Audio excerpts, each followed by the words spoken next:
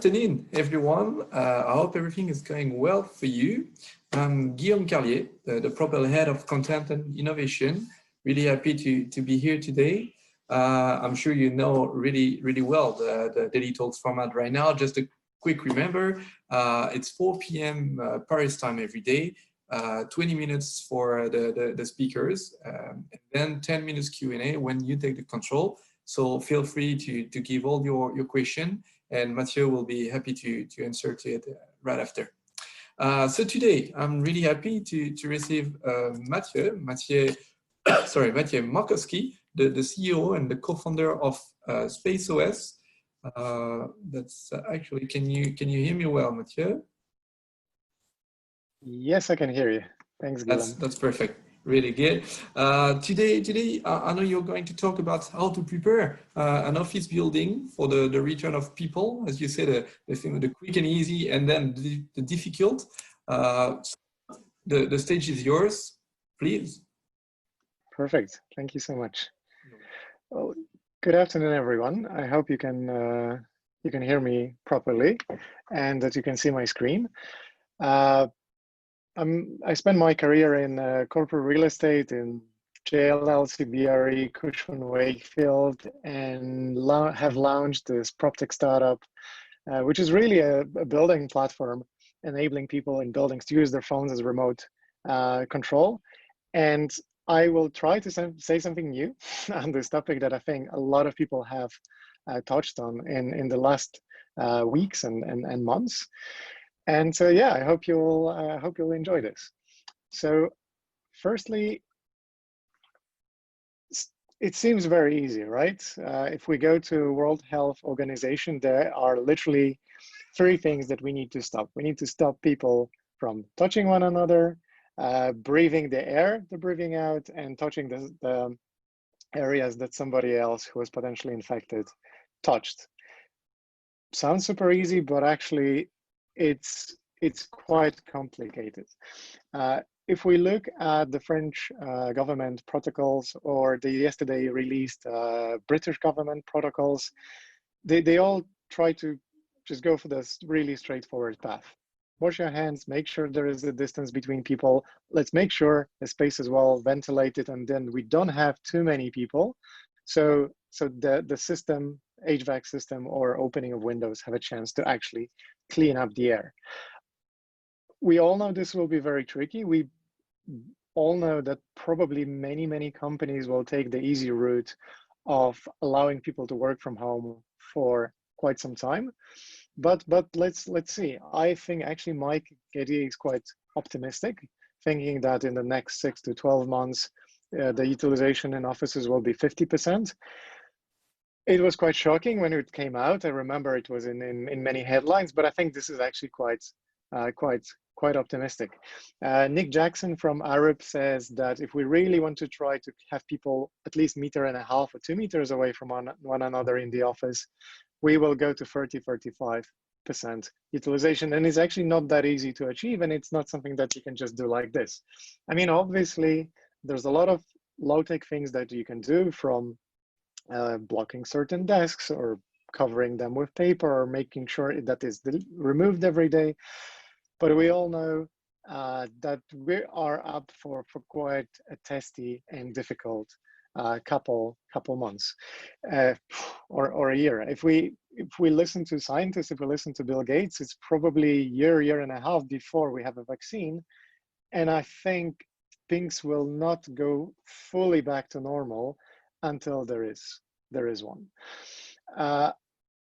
Thing that I believe is really important to have in mind is that a lot of office buildings will struggle. This will not hit evenly. There will be buildings that will be perceived as safe, and they will do very well. And there will be buildings that will be perceived as, well, I'm not sure I'm safe there. And this will be very tricky to convince people to come to work in these places. For that very reason, we seem to see an absolute gazillion of solutions that everyone's offering. Suddenly, whatever theory somebody had in the past is saying, well, now COVID will bring it to life. And whatever product somebody has, everyone seems to want to say that, hey, now actually our product is what will help you. So it's not surprising that we can be pretty lost. But I think what I want to sell in this presentation is the couple mindsets or angles that we can look at things that can really help us in preparing the building. If we just really step into the tenant's shoes, it's really a couple of questions they're asking themselves, and it's really one question: Am I safe here? And then it boils down to, when certain areas were last disinfected, are only healthy people inside? Is the HVAC system effective for the amount of people that are allowed in? And when we go from this perspective, and then we really can start thinking, okay, there are objective things that need to be done, but there's also some things around perception that we can improve, so people feel safe and they feel like, okay, we can actually come to office and not be scared to death, and not change a job where we can work from home. Because this is very serious. I mean, we really, as a species, are risk avoidant. Like, I think the amount of money we would have to be paid to come to an unsafe office building or an office is quite tremendous. I mean, I think a lot of us would have to have double our salary to really be coming to a place that can potentially make us sick. And I think a smart thing to do is really try to go for a typical day of an office worker and try to figure out what are the areas where they will be exposed to danger, and what we can do as building landlords or office operators to make sure they're safe, to make sure they really are okay. And the first thing where I think tech can really be helpful is occupancy management, where we can, when Anna gets up in the morning, she can actually figure out, okay, is it the day when I can come to the office? I can book a space. Maybe there is a quota set by the building for different tenants, and we can actually start managing to book a space. Only if I can book it, I can come. Maybe there is a limit to how many people we allow in the building, and people can book it, or maybe manager can set like, okay, I want only these people to come. So this is something that we can really with technology enable to do. Setting caps on meeting rooms, so we don't book, so rooms that seem normally to be for 10 people, now maybe they're just for 4 people. So there's a lot of small things that we can do very quickly with technology that will assure that people come to the office, and will not be too many people. I mean, I heard many solutions from people with surnames from A to D, come on Monday, but this is pointless. Like, you will never, like, if your manager is letter M, then you would never meet them. I mean, it really has to be managed by technology, or it really becomes a difficult issue. One thing that is really hard to forget is we can have the safest building, but people actually need to get to the office. And particularly in cities like New York, London, Paris, it's very hard to get to the office without using the subway or tube. And there are a couple of things here. So number one, I think in places like Manhattan, is safe to assume that actually the percentage of people coming to work will be lower. It will not be 30, 50%, maybe 20%, because it will be very hard to get to the office without endangering oneself. Second thing is, it's safe to assume that more people will try to walk or arrive on bike to the office. But then again, that is not easy to manage. Very few buildings are actually prepared to store bikes, to allow people to take a shower. And if you think about it, actually taking a shower in the office building is probably, again, one of not the safest things to do. But let's say you finally arrive at the office. I think number one thing that you really would want to achieve is to make sure that your contact and touching of things is really limited. So access control, parking, lift access to your space, even registering a guest or coming as a guest, you really don't need to touch anything. I mean, not even the tablet at the entrance. That it really is your phone that you bring close to things that make sure you don't contact any people, particularly not the people that would contact everyone in the building. Like, if you're a receptionist and you speak to everyone, you would almost become a person that could potentially infect everyone. So that's number one. Secondly, is really challenging to think about arrival times. We cannot have a situation where everyone arrives at the same moment. And again, it's pretty hard to do without technology to set the arrival times at different elements. Uh, Also lifts. I mean, in skyscrapers, they can really become a block. It's hard to imagine a 40-floor building to have floor lift system that would actually work out. So there are plenty of things that can be done, right? Can be disabling access to lower floors through lifts, so people actually need to take staircase. If somebody is mobility impaired, they would of course have a card to allow them that. But there's a lot of things that you really need to go through. For some, technology is a great solution, but of course for some, it needs to be behavior change or processes. Once we do get into that space, I think air quality is a huge thing, because almost any office is ready to actually manage cleaning. I mean, in our system, you can set notifications, whenever you book something, then you stop, then you leave that space, the notification can come to the cleaning team and you're set. But actually, when it comes to air quality, there are buildings that provide one that will work, and there's plenty of buildings that will not. And it's very scary for a landlord to enable tenants to actually see the air quality. But I think this will if you have a good HVAC system, this can be really something that will set your building apart and will make people feel safe. If they can really check and it's like, okay, the air quality is good, the circulation is fine, then I feel safe here and I can come here. And I think successful landlords will really have to take an active, proactive measures to actively convince people that it's safe to come to the office, because it's such a natural thing to say, oh, actually, let's not come.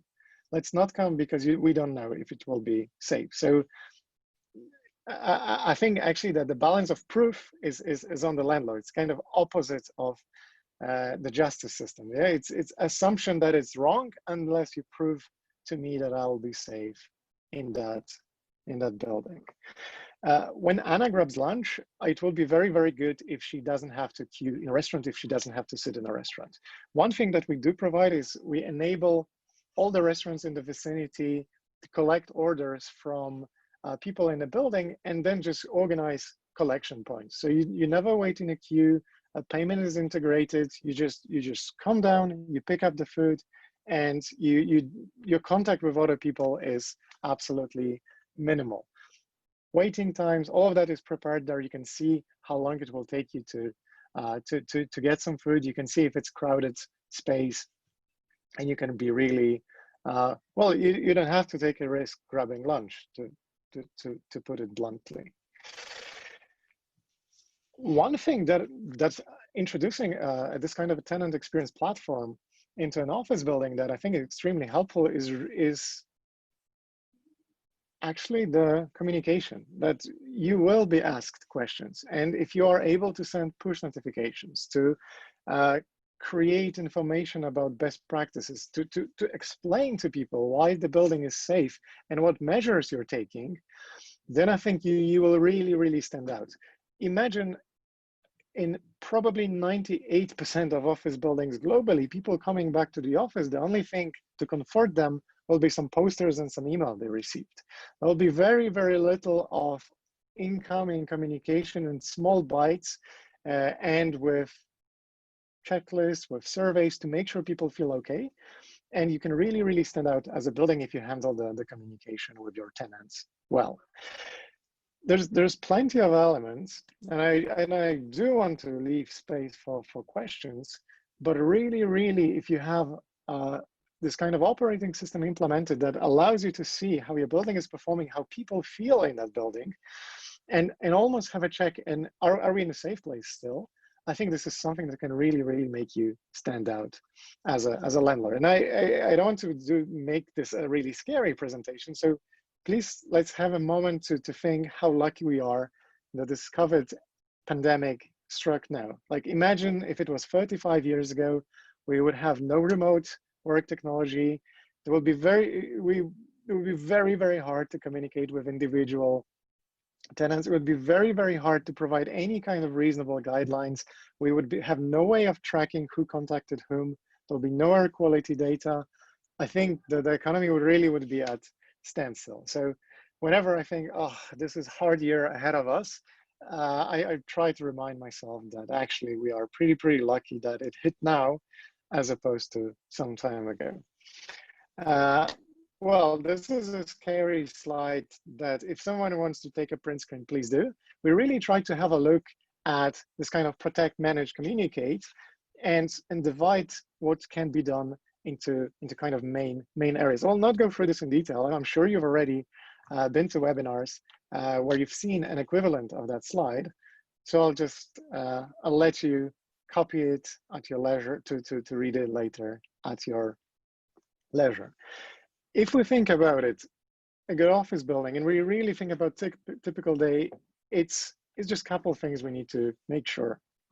Manage the amount of people that come, make sure they keep distance, make sure that space is disinfected, the ventilation is good, and people, the communication about all of the above is up to speed, and people feel they know what's going on. I think it's very, very hard to overestimate how important it is, underestimate for people that they will need to feel safe.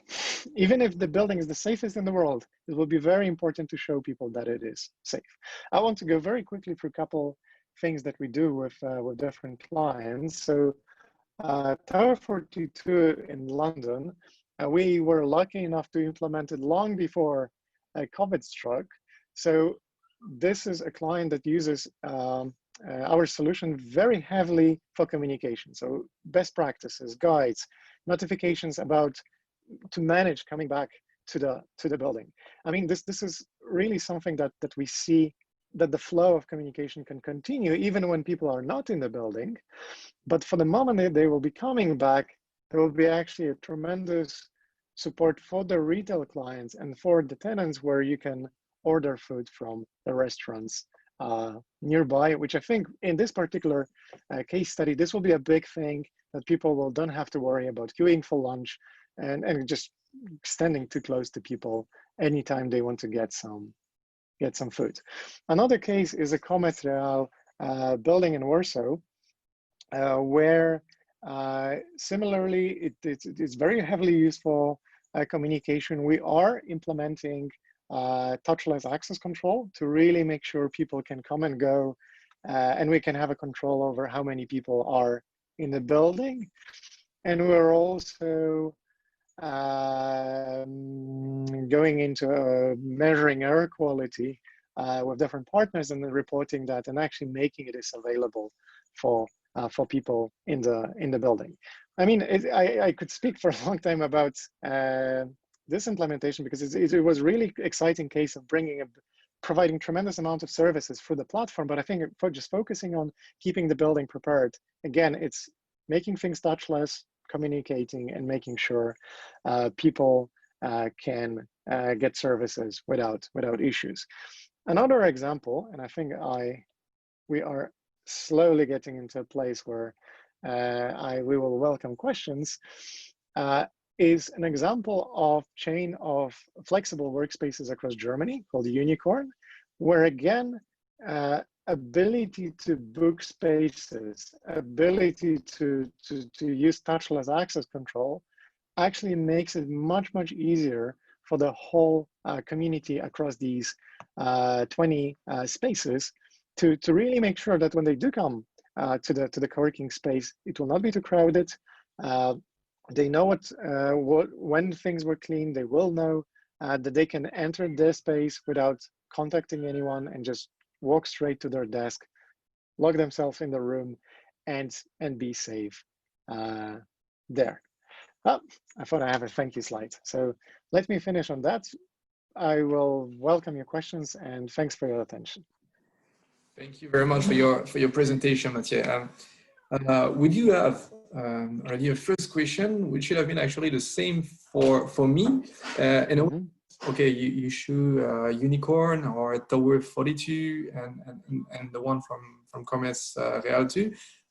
It seems to be just with quite new buildings. So the question would be even better than mine. Can technologies like this one, the one you explained, apply to smart and new buildings, or it can be efficient as well for 19th century assets or even older, I would say?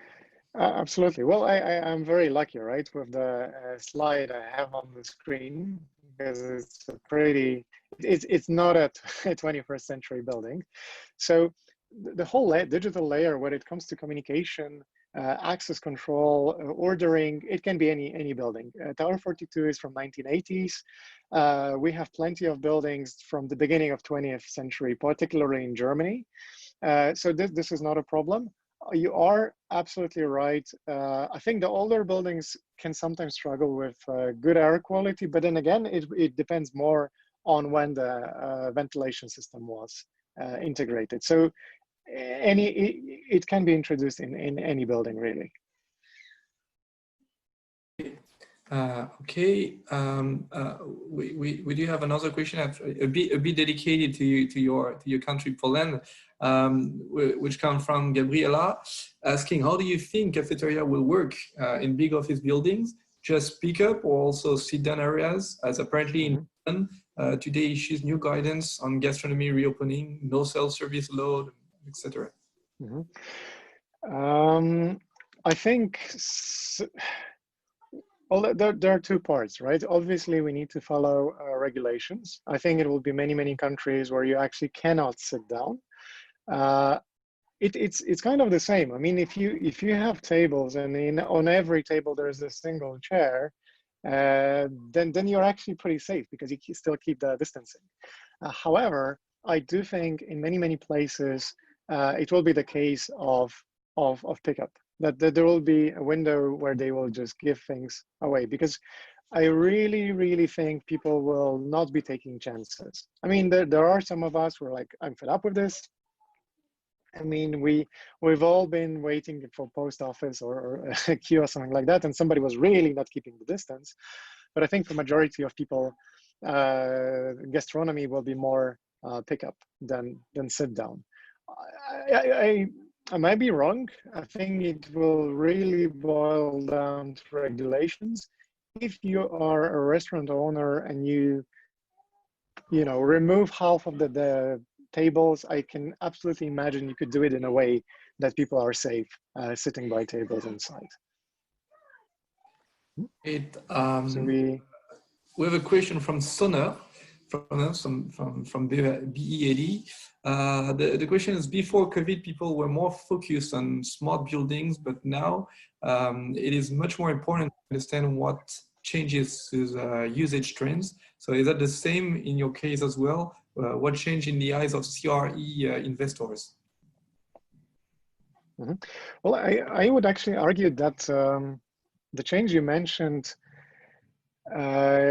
started earlier. I think the first step in smart buildings was sustainability. Everyone cared how much energy we're using, and then came well-being with air quality and all that. That's actually not going away. That's speeding up, right? So we do want to know if we're safe in the building and we will be healthy. But I think for a long time, the trend of treating office buildings as a value builder rather than a cost center really arrived. And then if you're treating a building that I'm actually buying service for this business to do better work, to innovate, to be more productive, to enable better talent attraction and retention, I think the data of understanding what people do in a building is absolutely crucial. So I think particularly now when you have to manage occupancy, if you need to have constant communication with people in the building to make sure the norms are followed, short answer is I agree. I think that what people do in a building will become much more important than just how the building is performing. But let's not forget IoT, when connected with the data about usage and utilization, that's when it gets really interesting, because that's when we can really figure out, is it healthy? Like, what can we create the space in a way and the services that actually people can be productive and healthy. I mean, that's the mission of office spaces now. Keep people healthy, keep people safe, and allow them to do the best job they can do. Thank you very much. We do not have other questions for now. I mean, you stopped about the case studies. Maybe there is something else you wanted to add about unicorn as you stopped by this one. Sure. No, I think the interesting thing is how different landlords managed this whole situation. So first thing is, everyone knew this is coming. So with every landlord that had a channel of communication with their tenants was already better placed to manage the exit from the building or the slow coming of quarantine. Then is the time where the phase where we are now, which is we're not in the building. So ability to keep people engaged. And if you as a landlord are able to provide guidance, if you are able to kind of provide the steps to come back to the office, this is very powerful. But I think the big test is really coming now. And I strongly recommend considering using some sort of technology to make sure you really can manage this flow of people coming back to the building, because the list of issues will be endless. Like I spent my whole career in workplace strategy. We did probably, I tried to estimate. So we did something like 150,000 surveys of people in different office buildings. HVAC comes to top 3 always. It's annoying when it's too cold or too hot, or if it's a little bit not enough oxygen.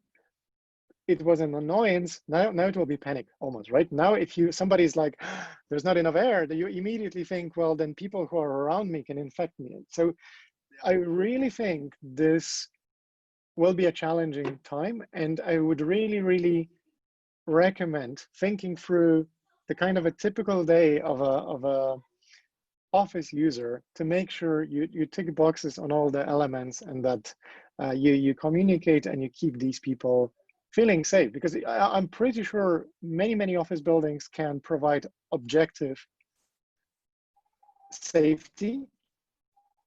Of course, there is always a risk. You're never fully safe. All it takes is somebody coming too close. But I think that the perception is also very key. Oh, and I see we have one more question. Yeah, Can I jump on I it? was on a point to say. I was on a point to say that's a great conclusion, but sorry, there's a question. What's your opinion on the future of co-working, corpo co-working, or alt desking after this COVID crisis? That's a very interesting question. So I think co-working is everyone's like putting a cross on co-working. Every webinar I've seen is like co-working going down. I think that's not true. I strongly believe that short term there will be a lot of pain because whenever you can, the first lease you cancel is the lease that that terminates, that allows you to cancel, or you can stop paying rent quickly. These players will be hurt, and that's co-working. However, I would not underestimate the demand for flexibility that will come. And very few companies, particularly mid-size and smaller size, will feel at all comfortable signing a 5-year lease. I think it will be very tricky. I think hot desking is tricky if you think about switching a desk on the same day. I think it's actually forbidden in the UK since yesterday. But if it's on a different day and overnight somebody cleans this, I think hot desking makes total sense. I think the demand for flexibility will be so huge that there will be a big comeback of co-working. But I think the face of it can be quite different. I think a lot of big landlords will actually start opening their flexible workspaces. Do you by chance have time for a last question? I have as much time as you Yeah, need. Sam, perfect. So the last one would be, how do you think the typical floor plan layouts will change apart from the wider distances between desks? What will be the major changes? This is a question I'm asking myself a lot. Because sometimes looking into history makes a lot of sense. There has been a study by Danish scientists about flu spreading more quickly in open plan office. There is another big study that 16% of infections actually happen. That's pre-COVID, but it's similar. So infection happened at the workplace. So I think it will be very, very hard to create workplaces that are safe. We can introduce big gaps. We can do a bunch of things. I think will be very difficult. We can go back to, 1980s, 70s, 60s, where almost everyone works in a room. If you looked at the UK guides for office spaces, you're allowed, if you need to work with people and have meetings, or are in rooms, you can do it only in small groups, because then, the infection, there are only small pockets that this can happen. So one part of me thinks, hey, rooms, it would work. But on the other hand, this is so heavily against all the push towards innovation, collaboration, and knowledge exchange that this whole last 2 decades been about. I think it's tricky. I think potentially, there are two paths that can happen. One is drugs will come, vaccines will come, and we will come back to pretty close to what we had with smaller density. I think definitely smaller density is unavoidable. Other path is we really come into this mixed model where we will have office heavily supported by working from home, or working at least not from the office.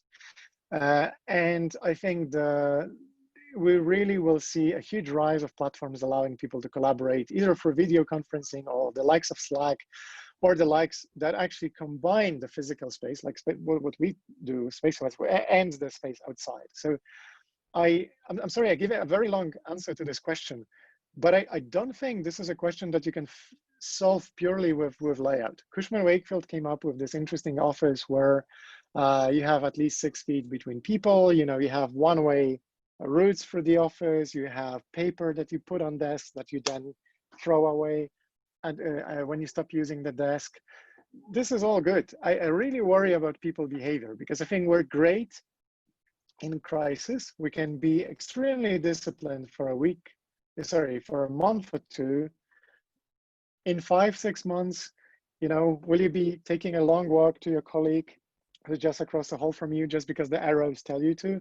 I'm not sure. So I think there's a lot that will have to happen around hygiene, around behaviors, maybe more than layout, because I think very few companies will invest in completely redoing the office space now, not knowing what will happen soon.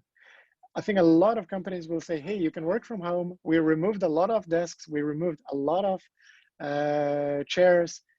And this is how we work right now. Because if you now spend 3 months redoing your office space, and people still are worried to come to the office, and maybe the problem will solve in 12 months, I think this is tricky. Sorry, I gave a very long answer. No problem. Thank you very much. I think it's an even better conclusion for the talk. Thank you very much, Maciej, and thank you all for following this talk. And we'll be happy to see you tomorrow for another daily talks. Tomorrow is Dan Hughes talking about data. And yeah, stay safe, stay home, and enjoy. Bye. Thank you so much. Have a lovely day.